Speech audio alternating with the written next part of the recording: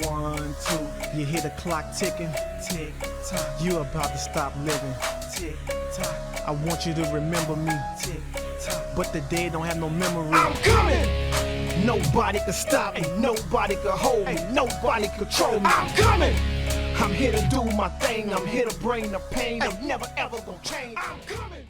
Hey folks, Evil DM here, back with another video for Idols and Efreetis this week.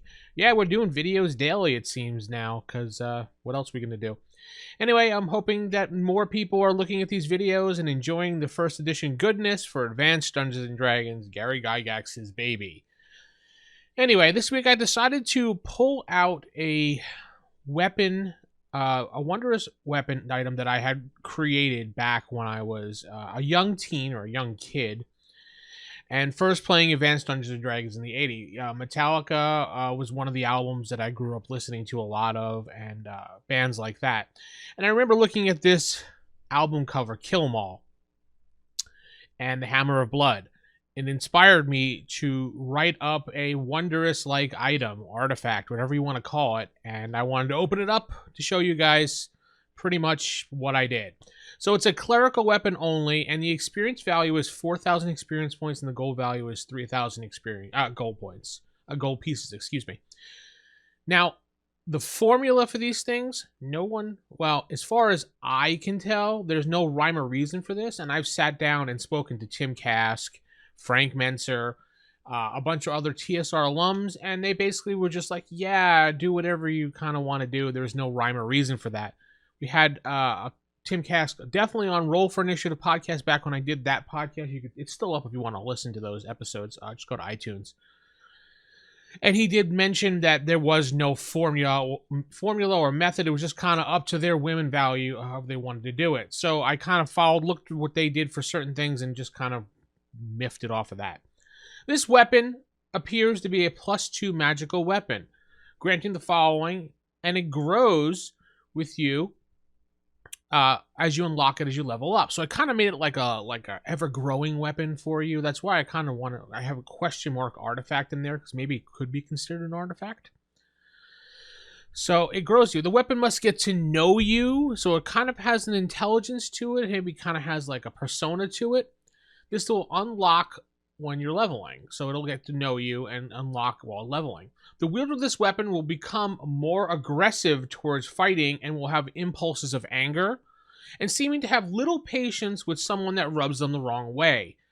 So while the player's character holds this weapon, it's kind of like it has this little bit of power over them to make them maybe a little bit more angry, a little bit more short-sighted, a little bit more less, the ability to want to negotiate. They want to fight. Because this weapon was originally made for gods of war. Greyhawk-wise, think Hextor or Lutz. And Forgotten Realms, think Tempest or Bane-wise. It's mostly used for evil clerics, but it can be used by a good aligned cleric as long as they're not lawful good and very carefully, because their overwhelming impulse will probably take them over at some point.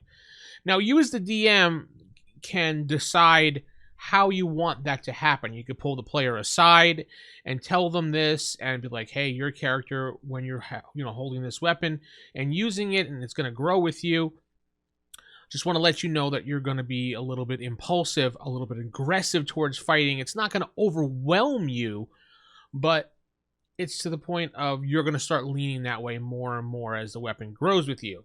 It's not cursed, but it does have this small side effect. That's how these weapons work. Now, one of the first abilities that it has, there it is on the screen, is Drawing First Blood. The hammer senses the blood of an enemy you've brought to less than 50% of its health, using that blood to supercharge itself and becoming a +3 weapon. Now, this will only reveal itself after the first battle you have with the weapon, after the weapon judges you and how you move and how you attack. If you are an aggressive person and it's in battle, it's probably going to reward you with this right away. If you're not, it may not reveal itself. It's really up to the DM how you want to work. If you just want to give it to the player, by all means, just give all the stuff to the player. I find it's fun to have this little let them discover the weapon type thing going on and not actually just give it to them. I think they should have to, you know, kind of earn it. That's the fun of these role-playing games, earning things, not just being handed things.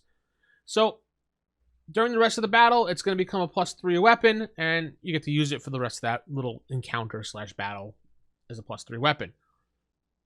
So once it reveals itself to the player character, the character will know this going forward. The player will know this going forward, and they know once they get an enemy to half the health, it's going to just boost itself up because it's using the blood of the enemy to power itself. Kind of cool. Again, the whole motif there. And then we have the blood of my enemy feeds me. You can use this ability 2 times a day. During any battle encounter after drawing first blood, you may declare one of those enemies as your main target, and upon successful strike, you will do an additional 1d4 points of damage to him, and he will keep taking that damage each round, regardless if you hit. It does not stack, but once you hit him with that, every round he's going to be hitting it, and there's no way of getting out of that. This will reveal itself after you level the character up, or the DM deems you are worthy and role-playing aggressiveness and impulse correctly. Again, this weapon is judging you based upon how you're fighting. So if you're just fighting normally as a cleric, okay, it's probably going to be like meh, and then after you level up, it's going to be like, all right, here you go. But if you're like, yeah, I'm playing an aggressive cleric that's beating the crap out of people, then the DM's probably going to be like, hey, here you go, dude. 2 times a day you can do this now. And it's kind of a cool little added little bonus, that 1d4 points of damage. You declare that one main enemy, boom, every round he's getting that 1d4 damage, you know. So it's a guaranteed damage once you hit him. And then finally, for the last piece of this, is the final blow, blood be splattered. Should you land the final blow on your chosen enemy, again, the one you main targeted here, you will bash him down with the power of the gods, crushing his skull flat, blood splattering everywhere. The blood splatter will cause all the enemies around you, 15-foot radius, 1d4 points of damage, and you can declare this twice a day to do this. Again, this will reveal itself after leveling up 2 more levels at this point, after the previous 1 level here, if the DM deems you're worthy of role-playing aggressive. So, you could do this after you attack. So, if you're hitting him and boom, you bash him down, and that's the final blow, the DM is like, and he's dead. You can say, I activate the final blood be splattered. And then, boom, all those people within a 15-foot radius will take 1d4 points of damage because of the blood splatter. Enemies, not targets. Because I don't want your friends in the party getting blood splattered. That's one of the weapons that I pulled out of my book just to show you guys today. I wanted to, like I said, do a couple quick videos daily of just little things here and there so people have something to watch during this time and something to enjoy. I know myself, I've been watching a lot of videos when I'm not working and sometimes while working. Shh, don't tell. Because, you know, you're at home and there's nothing you can do except nothing. But anyway, tell me what you think. How do you design your weapons, and who would you give this to? What level character would you give this to? I want to hear from you in the comments. I'm not going to tell you what I've done. I want to see what you've done. If you give this to a player, what type of player would you give it to? What type of character would he be? What type of level character would he have? So with that said, keep it original, keep it old school, and good night, everybody.